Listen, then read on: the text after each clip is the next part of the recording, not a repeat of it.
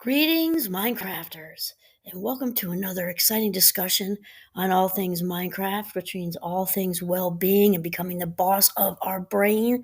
This is Kimberly Quinn, and I'm thrilled to be here on this wonderfully chilly yet beautiful wintry morning to have this conversation with you. And what I'd like to chat about today is just kind of thinking of that game hot potato when you're a kid, hot potato, and you throw it around and you kind of had to catch it. That's the game, right? Catch the hot potato. And I kind of want to talk about how we don't have to catch the hot potato. We're wired to think we have to catch the hot potato out in this big hot potato game in the world, but we really don't. And today I'm inspired by Richard Carlson, who writes the series on Don't Sweat the Small Stuff. And he talks about like kind of like a game of catch, or somebody throws a ball, which is a similar idea. And we instinctively think we have to catch it, metaphorically speaking. If somebody says, oh, so and so's driving me crazy, what should I do?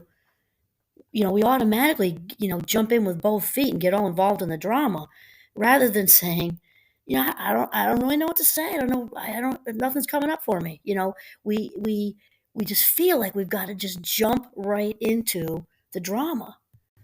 Now, and just to clarify, I'm not talking about something authentic. You've got your partner, your very best friend, your kids that have, who need, are asking you, mom, dad, or dad and dad, or can you please listen to me? Something's going on at school. Da, da, da. We're not talking about that.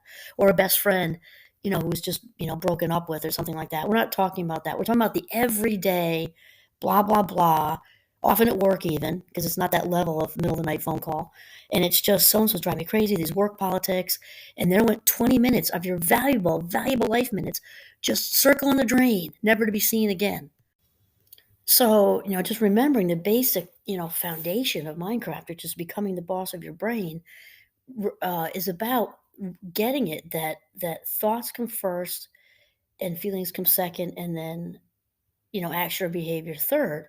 And so when we're walking around with frustrated feelings, it's because we've allowed frustrated thoughts to enter our head. I mean, really there is no stress in the world, only people walking around with stressful thoughts. I mean, that's the truth. The actual stress part doesn't exist other than our minds. When we think about that, it really kind of, hopefully, the aha goes on with we've got the power. We've got the power. So here's the thing.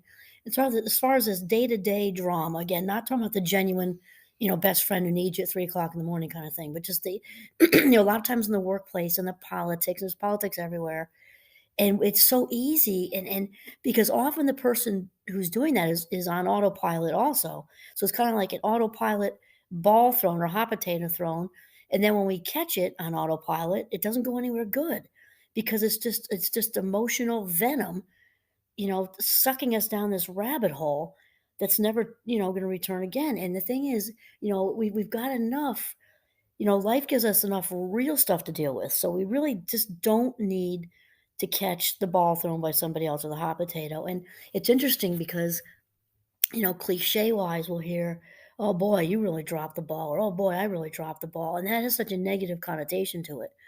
That's like you had a responsibility, you were given a task on a team project, or you were supposed to be at, the teenager's game. You didn't give yourself enough time, and you ended up, half an hour late because there was a fender bender, and you got stuck behind that. And well, I really dropped the ball, and I missed the first half hour of their play, or whatever.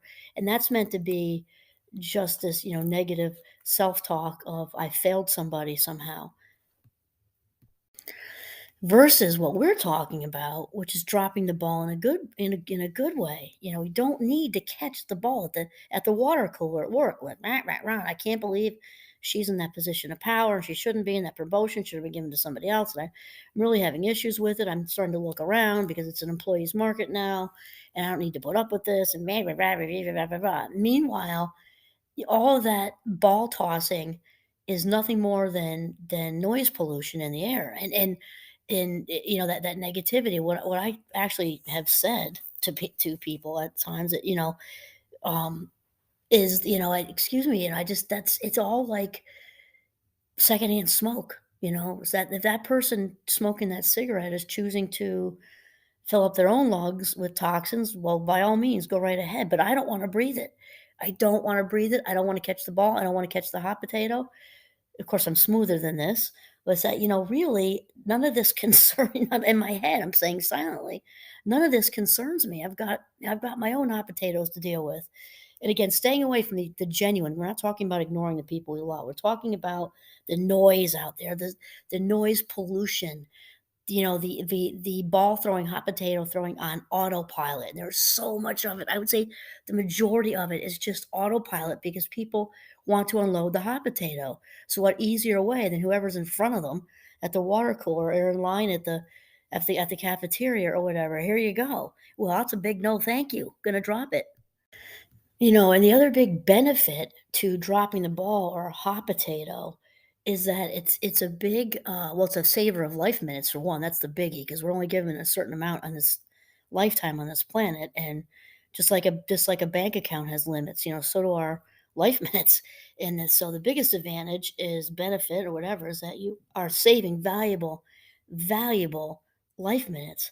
And the other one, sort of attached to the first one, is when we drop the ball, drop the hot potato with all this external drama, is that it's a resentment preventer because when we get sucked into that hole, again, by the water cooler, cafeteria, or outside, or whatever, even in your own living room, what it does is it can cause us to become resentful because when we're in autopilot, we're just going like, in zombie mode. But then when we come click, kind of wake up and, come back into, our authentic lives as we know it, we're like, oh my God, why did I just listen to that 5-minute ramble or worse, that 20-minute ramble about all the he said, she said stuff and I could have stepped out of the current.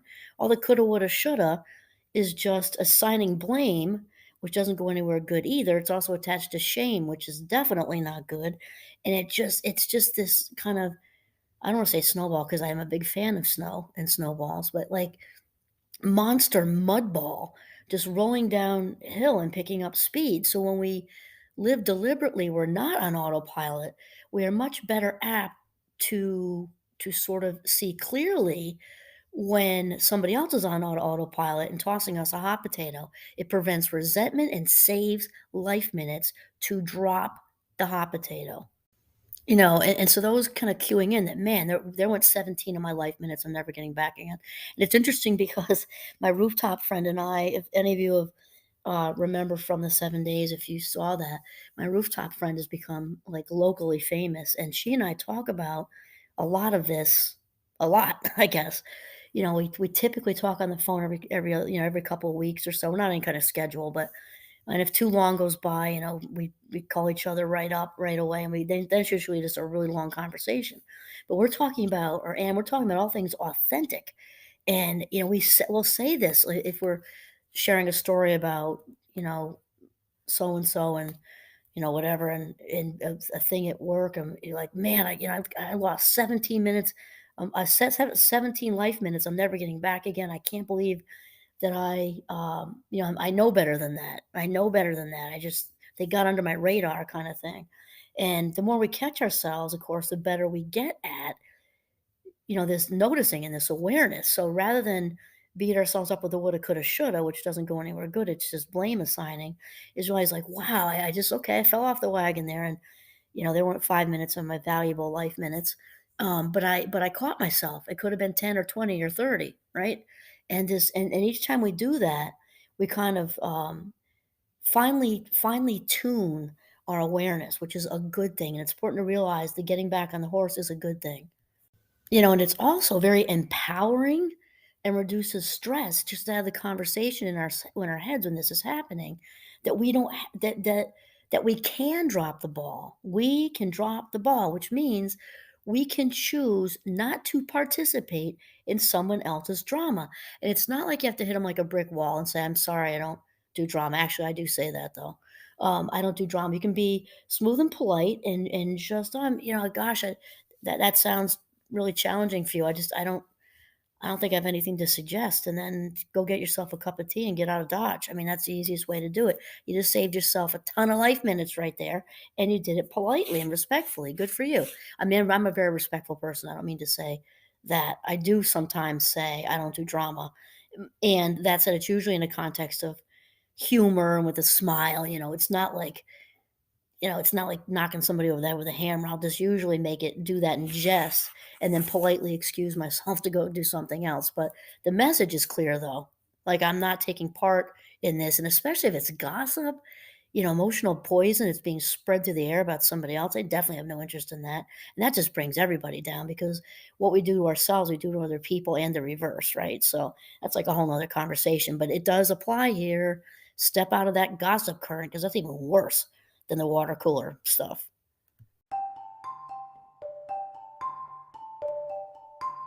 It's important to realize too that it doesn't mean we never catch the ball, right? Because I'm not a fan of those polarized words, because they don't exist in life.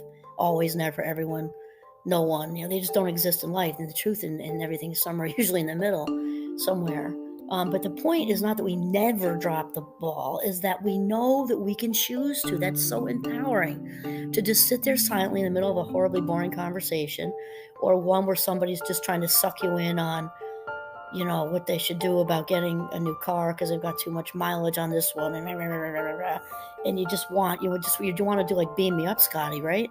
The thing is, just knowing that you can beam up and out if you want to is what's super empowering. And another way that we often catch the ball on autopilot without realizing we're trying to catch the ball is when we answer the phone when we are too busy to talk. Just ignore it. And in this house, we still have a landline, so you can see caller ID and everything. So if that's some rando or somebody, just don't answer it. If you're trying to get out the door and you have 5 minutes to get out the door to be on time for work, why are you answering the phone? Just don't.